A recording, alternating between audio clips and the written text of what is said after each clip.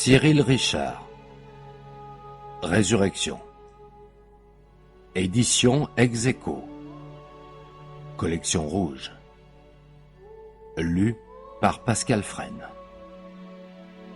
Prélude. Le jour d'avant les jours.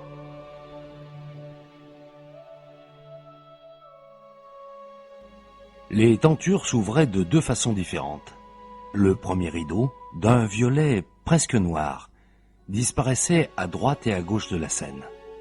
Le second était rouge sang, lourd, maculé de taches inquiétantes. Il remontait vers un plafond si haut que mon cou ne se tordait pas assez pour le voir. Et une scène vide qui chutait vers le fond. Il n'y avait aucun acteur, pas de décor, une simple lumière qui tombait de nulle part et éclairait à peine plus qu'un flambeau. Une rumeur rampait, venant de derrière, passait à côté de moi et grossissait pour éclater sur la scène. Les bruits et les cris d'une bataille, les échos d'un conflit au fond du gouffre. Le spectacle du vide me glaçait. Il me parlait une langue inconnue qui me rendait malade. Le vertige serrait mon crâne et la nausée me tétanisait. La réalité se réduisait à cette mise en scène qui me torturait, moi et personne d'autre. J'étais tellement seul dans cette salle, assis sur un fauteuil dur et grinçant qui ricanait de ma souffrance. Je me levais péniblement, tremblant de malaise pour m'approcher. Je voulais arrêter tout ça, donner vie à ce charnier invisible, mais je me suis écroulé sur la scène, sale et pleine de poussière. Des pleurs se mêlaient au grondement lointain de la guerre. Je mourais de tristesse, en bordure d'un monde qui s'enfonçait de plus en plus loin, jusqu'au silence. La rumeur de la rue revenait à la surface. « Voilà, c'est tout, » reprit l'homme. « J'ai fait ce rêve 3 fois en 2 nuits. » 3 fois en 2 nuits. Comment fait-on un rêve 3 fois en 2 nuits? En le faisant 2 fois la même nuit. Ah, c'est ça. Que comprendre? À la répétition? Non, au rêve, au sens du rêve. Vous êtes le seul à pouvoir comprendre. Les 2 hommes se faisaient face, séparés par un coin de bureau. Un nuage passa, la pièce s'assombrit. Le psychanalyste, un homme grand aux cheveux blancs, alluma une lampe verte, créant des ombres théâtrales. Il fixait son patient sereinement à travers ses lunettes rondes, cerclées de métal, attendait les mots suivants. « Vous ne m'aidez pas? Vous aidez à quoi? J'en ai assez de ces questions qui fuient. » Fuir? Ah non! Je ne fuis pas. Pourquoi ne m'aidez-vous pas à comprendre ce rêve? Voilà 2 fois que vous me le racontez. Peut-être aurez-vous besoin d'une 3e fois, qui sait? Je suis bien d'accord avec vous. Qui sait? Ici? Vous êtes le seul à savoir. Moi, je suis le gardien du temps. Il tourna son poignet, consulta sa montre. D'ailleurs, il est temps de se quitter, bien sûr, dit l'homme, les mâchoires serrées.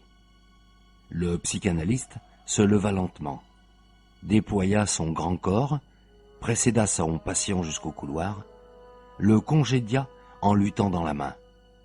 Brun, plus petit, l'homme la lui saisit et le fixait, rageur. « Au revoir, dit-il. »« À bientôt, monsieur Léler, » répondit le psychanalyste. Il ferma doucement. L'homme, seul, ouvrit la porte palière. Il la claqua moins fort qu'il ne voulut vraiment. Sur le trottoir gras d'une rue parisienne, l'homme fouilla ses poches, en sortit un téléphone cellulaire éteint. Il l'alluma. Moins de 30 secondes passèrent avant qu'une sonnerie ne retentît. La voix de basse du lieutenant Duclos résonna. « Capitaine Liéner ? Oui, lieutenant. Une patrouille du 18e a levé une sale affaire. » « Quel genre ? » ?»« Notre genre, monsieur. »« Où ça ? » ?»« Dans un immeuble en démolition, près de Barbès. »« Je ne suis pas loin, 5 minutes à peine. J'ai besoin de prendre l'air. Je m'y rends à pied directement. On se rejoint où, capitaine? Devant la bouche de métro station Barbès, lieutenant. Ben, le métro est aérien, cet endroit, monsieur. Le capitaine Yenner soupira. Devant l'entrée, alors. Laquelle, monsieur? Il y en a 4 à cette station. Vous me reconnaîtrez, lieutenant? Oui, capitaine. Alors, à tout à l'heure. Le capitaine Yenner raccrocha et leva les yeux vers une fenêtre, vaguement éclairée de verre au 3e étage d'un immeuble voisin. Il serra les dents et partit en direction de la rue Lafayette. Marcher dans les rues lumineuses de Juillet lui avait rendu un sourire un peu triste. Posté au coin nord du carrefour Barbès-la-Chapelle, il observait, amusé, les trafics qui s'organisaient sous le pont du métro.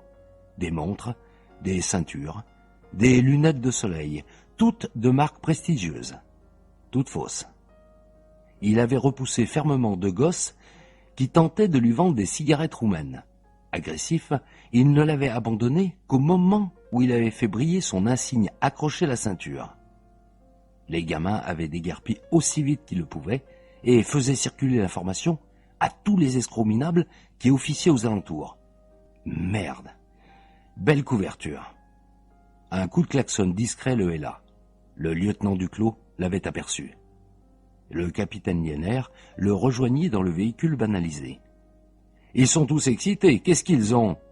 demanda Duclos. « Ils savent que je suis flic. »« Vous leur avez dit ?» Le capitaine soupira. « Alors, où c'est ?» Le lieutenant Duclos sortit un papier griffonné de la poche de sa chemise. Le tendit à son supérieur. « L'adresse est indiquée ici. Au coin de la rue Saint-Luc et Saint-Mathieu, lut Yenner. Nous y serons dans 5 minutes. » Le capitaine plongea dans de sombres pensées. Du coin de l'œil, le lieutenant comprit qu'il lui valait mieux entretenir le silence. Désiré Duclos gara la voiture devant un immeuble en démolition, partiellement muré, haut de 5 étages. Un policier en uniforme, posté devant la porte, tournait la tête nerveusement. Le lieutenant sortit, s'adressa à l'homme en faction, fit signe au capitaine qui les rejoignit. « Capitaine » salua le sous-officier. « Bonjour. »« Bonjour, » répondit-il. « Qui est là-haut ?»« Le chef de patrouille qui vous attend. La crime est là ?»« Non, capitaine. »« Le labo non plus ?»« Non, monsieur. »« Bien. Ne laissez personne monter. »« Oui, monsieur. » Le capitaine s'engagea dans les escaliers, dont une bonne moitié manquait.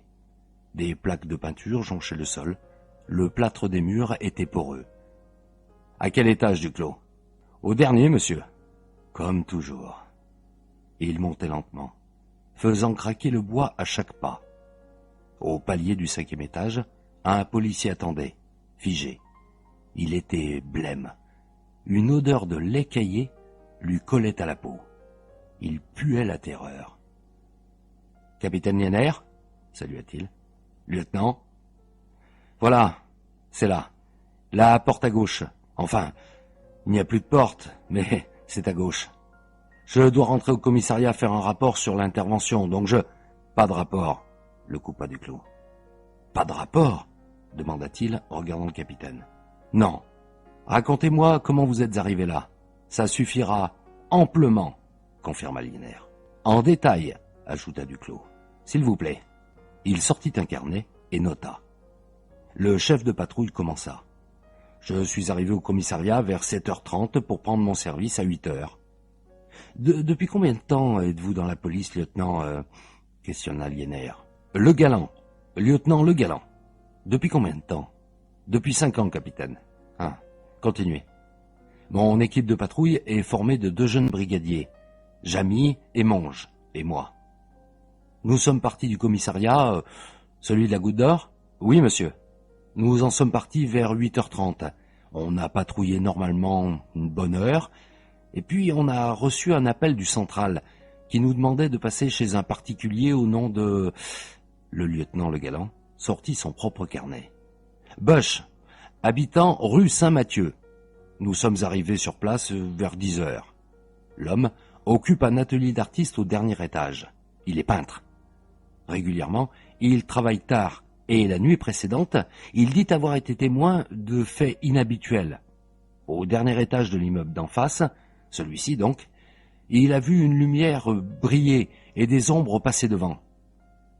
Il nous a dit avoir trouvé ça curieux, car l'immeuble est désaffecté depuis des mois, et d'après lui, à moins de casser les murs, il n'y a pas d'accès. « Et à quoi avez-vous pensé à ce moment-là » demanda Duclos. « J'ai cru qu'on allait déloger des squatteurs. C'est un exercice habituel ici, vous savez. Et au lieu de ça, vous avez trouvé quoi » interrogea Liéner. « Je vous laisse découvrir, monsieur. Moi, je ne retourne pas là-dedans. » Il fit mine de descendre les escaliers. « Un instant, lieutenant. Où est le troisième homme de patrouille? J'ai vu l'homme de faction en bas. Vous, ici. Il en manque un, » conclut Liéner. « Il est dans la voiture, capitaine. Il est monté avec moi et il a pris peur. Je crois qu'il s'est enfermé dans notre véhicule. Duclos, accompagnez le lieutenant Le Galant jusqu'à ses collègues et assurez-vous de l'état de santé de ces 3 hommes. »« Bien, capitaine. » Les 2 hommes descendirent les escaliers lentement. Le capitaine Liéner entendit s'engager la conversation entre Duclos et les 2 agents de patrouille. Il avança vers l'entrée béante. Le chambranle n'avait plus de gonds, arraché à même le bois. Les peintures étaient blanches et propres, refaites il y a peu. À droite, une pièce longue et étroite. La cuisine, je suppose. Le capitaine Liéner avançait d'un pas. Entreaperçut ce qui avait causé la terreur des policiers. Il grogna et recula. Il fouilla sa veste, en sortit un petit dictaphone numérique. Le 7 juillet 2008, 11h45. Nous sommes dans un immeuble au coin de la rue Saint-Mathieu et Saint-Luc, dans le 18e, 5e étage. Vérifiez l'adresse exacte de la maison. J'entre dans la pièce où les faits se sont passés. Oh merde! Mais qu'est-ce que c'est que ça? Le corps d'un homme, totalement épilé, cloué au mur, la tête en bas. Ses membres sont inclus dans un pentagramme inversé, dessiné. Et, oui, c'est aussi sculpté à même le mur et peint avec du sang, à confirmer. L'homme est nu, manifestement mort.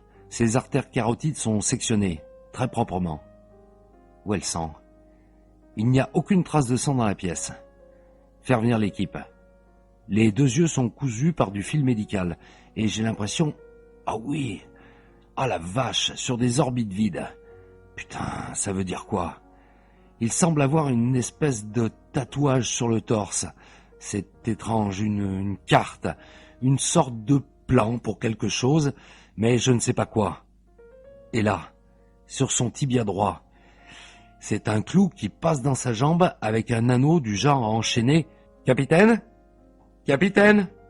Le lieutenant Duclos entra dans la pièce. Ses yeux s'agrandirent. Il se signa, murmura une prière protectrice. Son teint métis avait perdu en éclat. Il était presque gris, les yeux humides. J'ai... Le lieutenant Duclos ne pouvait pas détacher son regard du corps. Sortons, lieutenant. Oui, capitaine. Marchant en reculant, il sortit de la pièce à tâtons. Vous quoi, lieutenant? Il déglutit et soupira. J'ai interrogé les hommes, consigné leurs noms et matricules. Ils parleront? Je ne crois pas, capitaine. Pour quelle raison, selon vous? Personne ne croira ce qu'ils diront. Ah oui? Monsieur, c'est terrifiant. Une fois dans la rue, au grand air de juillet, le lieutenant Duclos retrouvait couleur et esprit. Il faut appeler les autres, capitaine. Nous avons besoin de faire des analyses et de leur jugement. Je suis d'accord. Nous devons également interroger l'homme qui dit avoir vu la lumière cette nuit. Que pourrions-nous savoir de plus? Demanda Liéner. Nous cherchons autre chose que des squatteurs, monsieur. De nouvelles questions amèneront de nouvelles réponses. Où sommes-nous exactement? Nous sommes rue Saint-Luc. Je vais vérifier les numéros précédents. Le lieutenant s'éloigna de l'entrée de l'immeuble, remonta la rue, le téléphone du capitaine sonna. « Liam ?» demanda une voix féminine. « Oui, c'est moi. Je voulais te prévenir que je ne serai pas là ce soir. »« Ah, tu rentres tard ?»« Non, Je ne dors pas à l'appartement.